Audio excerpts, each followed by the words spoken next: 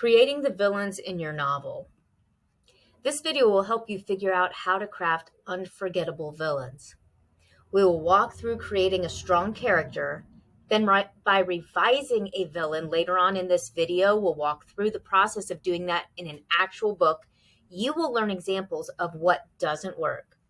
Throughout this video, you will start to see with more clarity how to write your villain better. And as you rewatch this video, you will refine your ideas. Also, keep an eye out for small errors throughout the course of this video that are in there are designed to teach you how to pick up on little things that we often read past. See, villains are fun to write, but is your villain fun to read? Have you created a compelling story world with three-dimensional characters? Have you created a real plot? Have you taken the time to think about why your villain is a villain? Starting right now, think about each question, because these aren't rhetorical. They're designed to refine your craft. Now stop. Back up just a bit. We can have so much fun living in the mind of someone so very different from us that we create someone who would never exist. It's not fun to have a caricature villain. Or, if we did a great job, we may still have some character holes to plug to really make this as creepy, compelling, engaging as it could be. Either way, this video is going to help you craft more interesting characters, whether you're protagonist or you're antagonist. In this video, we're going to set aside what we've already done to start fresh. So if you're watching this, you may have already begun or finished a manuscript and you're looking for some editing advice, you're in the right place. And if you like content like this on writing, pre-writing, revising, then make sure you click subscribe and the bell so you're notified as I upload more videos.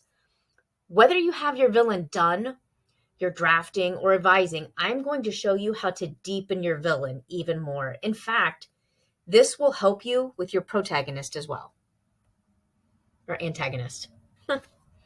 How did he or she get here? We're talking about your villain again, but this can also work for your hero in your story.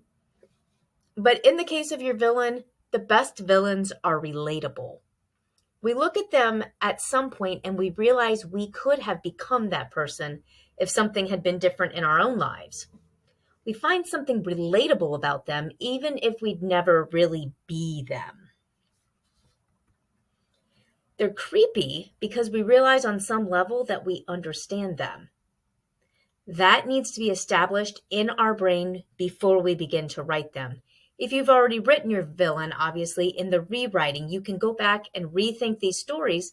It may mean as you work through your story, you're going to have to do some revising, but that's okay. That's part of the fun, creative process of being a writer, is really fleshing out who our characters are and creating a very compelling story with very creepy, relatable characters. So how did they start out? I'm going to recommend that you keep pausing this video, and once you finish it, maybe go back to the beginning and re-listen and reevaluate the answers to some of your questions as we build, because this is going to help you flesh out some of the issues in your own writing as you're revising, and also help you write even better first drafts. So when we're thinking about our villain, before they went bad, think about the backstory. Who did they aspire to be? What disrupted that path? What was the slippery slope? And how did we get here? I'm going to walk you through a possible example, and then we're going to dig into the beginning of a story and start laying out the actual craft of building this character.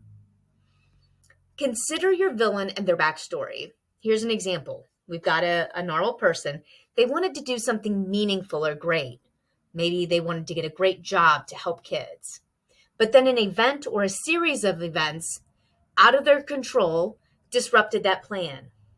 In this example, let's say a car accident resulted in chronic headaches. They had a hard time concentrating and doing their work and completing their studies because of these horrific headaches. The outcome presented negative events. They ended up losing their scholarship. They had to quit for just a year, their training or co-op program. They got a bad job with a group of less desirable friends, made some compromises. They feel everything is lost. They've They've done some things they're no longer proud of. They see themselves differently, as if they can never be that person they had always hoped to be. And this creates anger and frustration at life not turning out as they would like. So think about these kind of things. You don't need to build them into the story, but understanding your character helps you to create a more well-rounded character that will connect well with your audience. What makes a villain unforgettable to you? Now pause the video and write down 3 to 5 things or specific villains and what it was that really made them stick in your mind. I'll wait and I'll be here when you unpause. Okay, what is an example of a villain that fell flat in a book, a movie, or on TV? Pause this video and write down one example of just a really lame kind of villain. By looking for ways to improve bad writing, you will end up improving your writing. Now, look at this again. I want you to understand what I'm saying you need to do. Look for ways to improve bad writing. That means you need to find some bad writing. You have some of your own. Maybe you have a group of writers that you guys help each other's, like review each other's manuscripts. I don't mean bad like terrible or bad like immoral. What I mean is writing that isn't completely developed and isn't quite there. And you'll find that in the process of trying to explain to the person how to improve their writing, you also learn how to improve your writing. It's just like exercising. As you're developing those muscles in the gym, you're able to carry things through your house more easily. These skills will transfer from one manuscript to another, which is why this video is going to be so great. The next slide is editing someone else's work. It happens to be my own work. By finding it here, you'll recognize it more often in your own writing. This book, the opening to this book is from my 2007 award-winning manuscript. It's called A Face in the Shadow. And this book was actually requested by multiple publishing houses, but it was a requested full, but it was never accepted for publication. It was almost there, but not quite. And so this piece here, over the next few slides, you're going to be able to pause and look over these slides. I'm also going to pin a comment below with a free download so that you can actually take the PDF of this and kind of mark it up yourself and see what is it that doesn't work with this writing? What is not compelling? What is not drawing you in? But then also see what is. And part of what's going to help you is working through the process of how you would have advised me to fix the writing. So let's look here. Logan stalked the redhead with his sunglass-hidden eyes. It was time to begin his pursuit.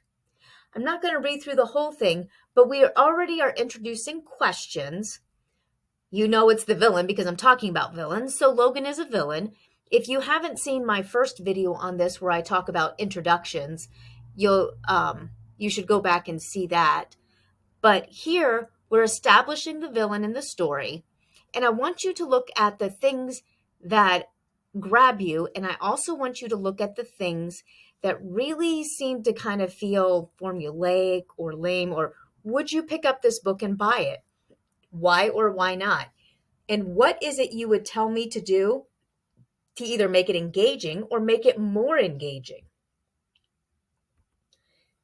This next slide is further on in the manuscript. I want you to look here to see some of the things that are happening. Obviously, you don't know what's happening between the previous page and here, but start to look at some of the